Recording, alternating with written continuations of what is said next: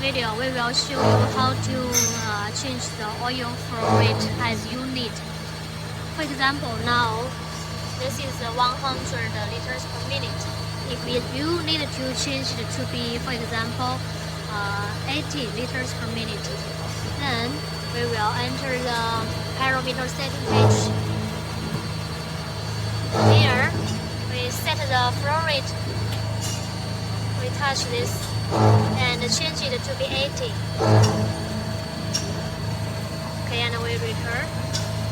You can see here, this is the actual oil flow rate now. So it's changed successfully. And at the same time, we can observe this oil flow rate from the online oil flow meter.